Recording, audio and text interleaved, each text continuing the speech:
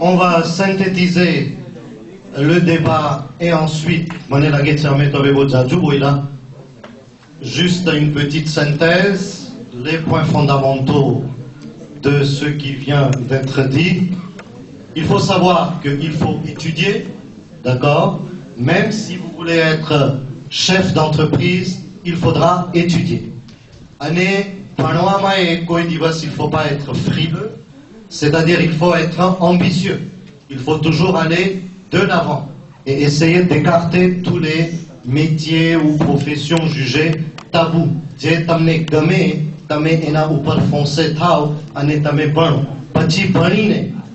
Rien ne vous empêche, rien ne vous interdit de prendre l'affaire des parents ou de vous destiner au commerce de votre choix. Ainsi, vous serez des chefs d'entreprise confirmés et vous pourrez faire face à la concurrence que tout le monde connaît. Professionnel nous s'enverra que les études demandent un sacrifice. C'est-à-dire il faut s'investir pleinement. Il faut renoncer à certaines joies de la vie pour s'y consacrer. Donc, après Hindi bhai jara court terme વાળા બહુ છે એટલે આમ ભણે ને આમ જ પડવાનું 5 મિનિટમાં બધું મળી જાય ને 10 મિનિટમાં ઇન્ટેગ્રેટ થઈ જાય ને il faut qu'on arrête de compter, d'accord? Il faut foncer. ભણવામાં મહેનત છે પણ હવે એવી મહેનત નથી કે impossible છે. બધાય પાસે capacité છે, il suffit d'avoir la volonté et d'y adhérer. અને અહીંયા બધાય આપણા પાસે structure છે. Donc, il faut essayer de discuter. Tamne kai na samjhat pade, to vous pouvez demander, mais en tout cas, il faut aller de l'avant. Et c'est d'ailleurs l'objectif de cette manifestation organisée par l'UAPSIR aujourd'hui, c'est que de vous inciter justement à aller jusqu'au bout de vos ambitions. N'ayez pas peur, n'ayez pas la crainte. Même si certains, il ne faut jamais raisonner à l'absolu.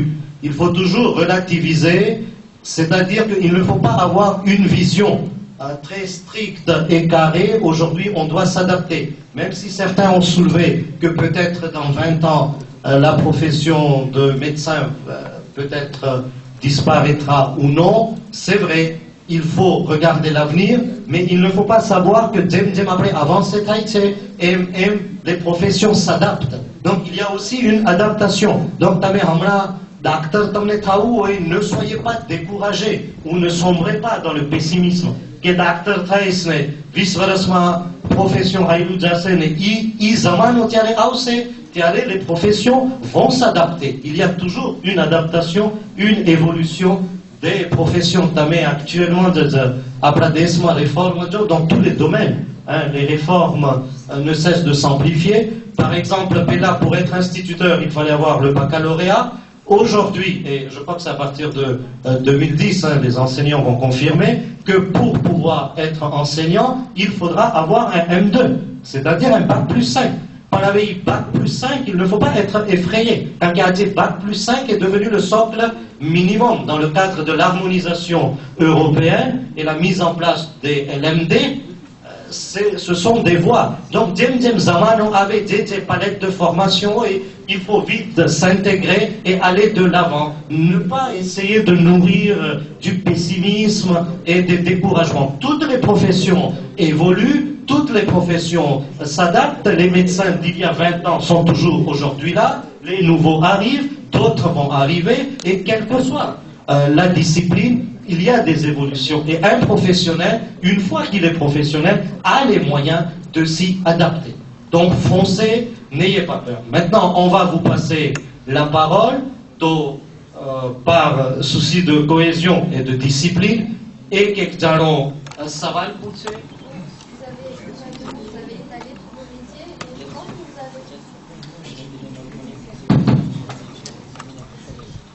avez... Salam alaikum. Donc vous avez tous étalé vos métiers, mais à ce que je vois, vous avez tous fait des métiers après le bac. Vous avez tous fait un cursus universitaire après le bac. Mais nous voyons de nos jours que les métiers ou les personnes qui n'ont pas leur bac sont de plus en plus en développement, comme les formations. Bon, je n'exclus pas du tout l'idée qu'il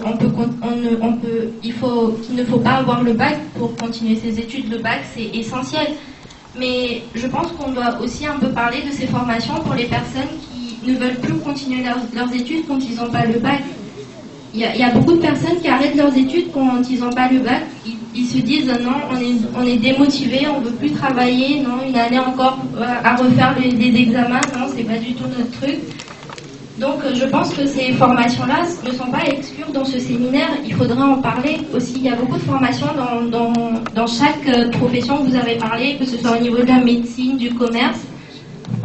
Donc si vous pouvez un peu nous parler de ces formations. Oui, effectivement, c'est juste le titre que vous avez soulevé, cette réflexion. Donc, en tout cas, un premier constat, qu'il faut faire des études, il faut passer le baccalauréat. Donc ça, c'est le premier constat, aller de l'avant.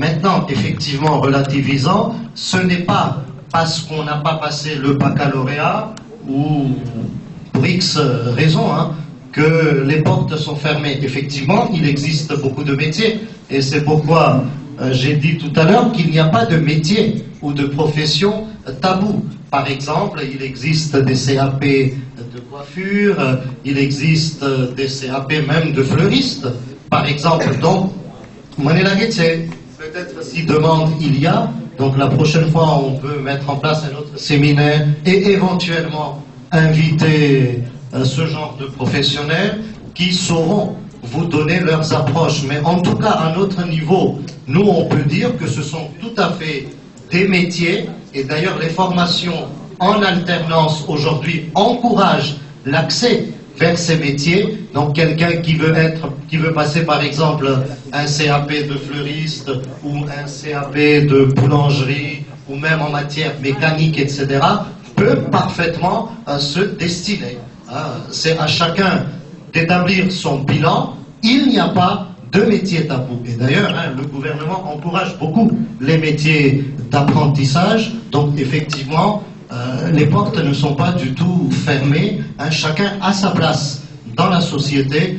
Et donc ceux qui veulent se destiner vers ces métiers peuvent par la suite se rapprocher de nous, et on pourrait organiser manifestation à ce sujet. Je voulais rajouter deux choses quand même. Donc, premièrement, tout à l'heure, Goulam m'avait dit que la prochaine fois, Inch'Allah, il y aura donc quelqu'un de la Chambre de commerce qui essentiellement est l'acteur qui a 80% des formations en alternance à La Réunion. C'est la CCIR qui le fait, premièrement. Mais deuxièmement, même si on fait un contrat d'alternance ou des études via des entreprises, c'est toujours pour préparer un niveau. Moi, par exemple, j'ai des contrats de professionnalisation chez moi qui préparent un niveau bac. Quand ils ont eu leur niveau bac, ils préparent un niveau BTS. Donc, on revient toujours à la même chose, c'est-à-dire il y a toujours ce niveau-là, le niveau bac, plus 2, maintenant le bac plus 3, et ainsi de suite. Donc, que vous le fassiez en alternance ou via des études généralistes, il faudra toujours préparer un niveau reconnu, quoi. Je pense que dans chacune de nos professions, que je sois chez Audio Plus, je pense, ou je pense que tu prépares des contrats en alternance aussi. Moi, j'en fais aussi, comme Minavas l'a dit, j'ai des bacs ou des bacs pro. Pas forcément des spécialités mécaniques. On est d'accord, parce qu'une station-service, par exemple, il y a un domaine administratif, il y a aussi le domaine technique. Et chez nous, il y a encore une autre particularité, c'est qu'aujourd'hui, une station-service n'est pas basée que sur le carburant. C'est la boutique qui fait qu'on est là. Si la boutique n'est pas là, le carburant est peut-être un produit d'appel, mais la boutique, pour la gérer, il faut connaître les DLV, les DLUO, toutes ces normes, le rayonnage, comment achalandrer un produit, comment le mettre en avant, du marketing. Et j'ai aujourd'hui, au sein de ma société, 2 jeunes qui préparent un BTS dans une station-service, attention, un BTS avec des projets avec une visée bien précise. Ces mecs-là, demain, peuvent après prendre un poste de responsable dans une autre station-service ou dans un commerce type grande surface, etc. Mais il y a 80% à La Réunion de la formation professionnelle se fait par la Chambre de commerce, mais les 20 autres pourcents, vous les connaissez, c'est tous les organismes de formation qui sont GEM, Tetra Énergie, j'en ai plein, enfin je peux vous les citer parce que ça fait 2 jours que maintenant on m'a nommé secrétaire adjoint de la GFOS PME à La Réunion. Et si quelqu'un est intéressé sur ce type de formation, je peux personnellement vous diriger vers tel ou tel secteur d'activité, mais il faut bien délimiter votre secteur d'activité, comme l'a dit Mohamed, comme l'a dit Amine. Il faut savoir ce que vous voulez faire. C'est pas dégradant, entre guillemets, de ne pas avoir le bac. Au contraire, c'est pas dévalorisant. Mais il y a des métiers aujourd'hui qui sont très manuels. Il y a des métiers qui sont même intellectuels, qui ne sont pas forcément à un niveau plus bac. Voilà, que ça soit clair. Secrétaire, par exemple, je prends le cas secrétaire, c'est très péjoratif dans la tête de certaines personnes, mais personnellement, j'ai en face de moi, dans mon cas, quand je suis arrivé dans la société, une femme d'un certain âge. J'aurais préféré que ça soit une Koji. Ma femme m'aide, moi, dans d'autres domaines au niveau informatique, mais j'aurais préféré peut-être que ça soit une Koji, une jeune de notre communauté qui vienne et qui puisse me saisir mes factures, mes bons de livraison, des choses comme ça, et qui puisse, elle, porter le polbo au sein de ma société. Amin Abbas a le cas chez lui aussi, où deux filles, à mon avis, travaillent et qui portent le polbo. On a, je pense, avec la structure de l'Union, à long terme, cette visée aussi, je pense, de pouvoir placer nos jeunes dans nos structures aussi. Pourquoi pas? Je m'adresse là directement à la Sogecor, je m'adresse directement à toutes les professions qui pourraient être intéressées. Donc, en tout cas, pour les contrats en alternance, Mohamed, il faut s'adresser soit à la chambre de commerce ou à un organisme de formation. Et l'organisme de formation, la chambre de commerce, va vous accompagner pour chercher une entreprise qu'on appelle une entreprise d'accueil. Et si cette entreprise est trouvée, un contrat est signé de professionnalisation de 18 ou de 24 mois, et durant lequel vous pouvez préparer soit un BEP, un bac, jusqu'au BTS, tout en étant rémunéré à hauteur, si je ne me trompe pas, 80% du SMIC, et ça dépend de l'âge, etc. Donc, la commission économique pourrait vous être en aide davantage sur ça. D'accord? On a répondu à vos... Il y a une question, c'est que les études de préparateur en pharmacie, en alternance, et je crois que c'est ACOPROFAR qui prépare ça. Alors, quelques mots sur... Les études de préparateur, donc c'est justement, c'est une valorisation par rapport à un autre type de commerce. Comme on a parlé, on est soumis au même problème, je veux dire, des prud'hommes, de tout ça, de tout ce qui est administratif, tout ça. Enfin, même nous, on en a plus parce qu'on est encore plus contrôlé. On est l'une des professions les plus contrôlées en France, parce que c'est quand même les médicaments, c'est pas des sucettes, voilà quoi. Alors, ce qu'on aimerait savoir, c'est quel est le rôle d'un préparateur en pharmacie? Donc, j'y viens. Le préparateur, justement, il a une certaine responsabilité. Donc, je veux dire, par exemple, moi, si j'arrive pas à contrôler tout ce qu'il fait, par exemple, s'il a donné un mauvais médicament ou quoi que ce soit, donc il a sa responsabilité aussi qui est engagée, le préparateur. C'est pour ça que c'est un bac plus 2. C'est un bac plus 2. C'est un bac plus 2. Donc ça se fait à l'ACOPROFAR et c'est en alternance, donc il faut trouver un stage dans une officine. Si vous portez le paldo, par expérience, je sais que c'est difficile de trouver un pharmacien qui recrute un paldo, une fille en paldo, si c'est une fille, donc il faudra faire des concessions à ce niveau-là. Donc c'est forcément à la fin on est mieux rémunéré qu'un salarié qui n'a pas de compétences, donc c'est d'autant plus important de faire les études. Donc on commence aussi la grille de salaire commence bas et après au fur et à mesure qu'on a de l'expérience, on monte des échelons et tout et on peut. D'accord, donc si ceux qui sont intéressés un petit peu par la biologie, chimie, qui ne sont pas devenus pharmaciens, néanmoins peuvent intégrer une pharmacie en ayant une formation de préparateur fonctionnaire. Mais bien sûr, il y en a beaucoup qui se lancent. Il faut être un petit peu passionné aussi, parce qu'il ne faut pas le faire comme ça, les mains dans les poches, parce qu'on n'y arrive pas. Il y a beaucoup qui l'ont fait et qui ont perdu 2 ans bêtement comme ça. Il faut quand même, faut aimer la chimie, il faut aimer tout ce qui est préparation aussi. Hein. C'est ce qui n'est pas évident parce que faire des gélules, faire des pommades, faut savoir faire des suppositoires, faut avoir des connaissances. Hein. Je veux dire, c'est des connaissances chimiques. En tout cas, c'est une formation qui est sanctionnée par un brevet. Voilà, exactement. Donc, mais par contre, il y a quand même un taux d'échec. Donc, il faut vraiment être passionné et il faut trouver aussi une pharmacie pour pouvoir faire justement, c'est un genre de stage en alternance. En fait. Voilà. Bien. Alors, poser des questions, c'est l'occasion. Hein, quelles que soient vos interrogations, hein, tout type d'interrogation est légitime. Dans mes Sharmajuna, hein, Boucho, vous aurez des réponses. Donc moi j'ai une question qui s'adresse en général à tous les intervenants ici présents. Hier quand vous débutiez votre parcours, vous saviez qu'au bout du fil, votre projet aboutirait, parce que 10-15 ans avant, c'était pas le même contexte, aussi bien au point de vue gouvernemental, bien européen.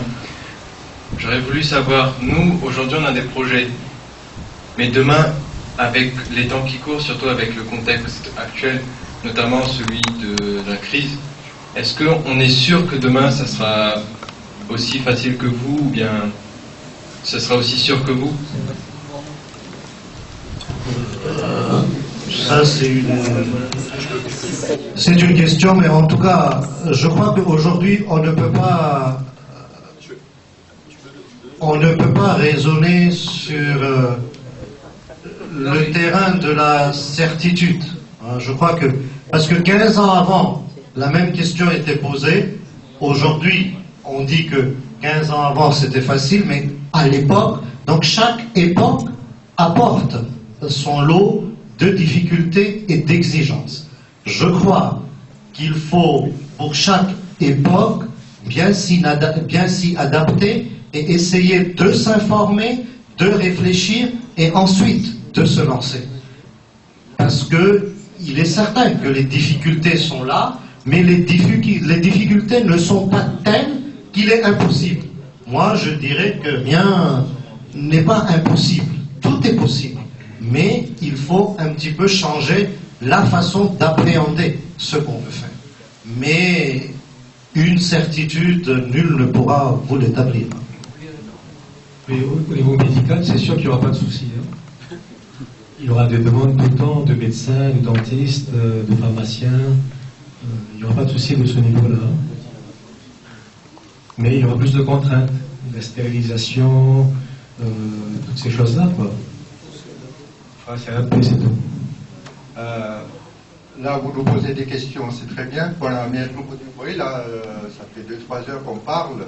En fait, mon directeur, c'est un étiquette là, c'est qui veulent faire des études, en fait. Je veux bien savoir à peu près combien il y a. Alors, parmi vous, justement, donc c'est très bien, parmi vous, qui sont prêts à aller à faire des grandes études. Très bien. Bon, donc, c'est, enfin, ce forum est fait pour les études, si je comprends bien. Il y aura, je pense qu'il y aura d'autres activités, d'autres interventions comme ça sur les formations. Mais là, axez-vous parce qu'il y a pas mal de gens qui veulent faire des grandes études. Alors, posez vos questions sur les grandes études ou sur les études qui vous intéressent particulièrement. N'ayez pas peur, si vous voulez. Par contre, la question, effectivement, c'est tout à fait légitime qu'on se pose des questions. Qu'est-ce qui va se passer dans 10 ans, dans 5 ans, dans 15 ans? Je ne sais pas, demain, qu'est-ce qui va se passer?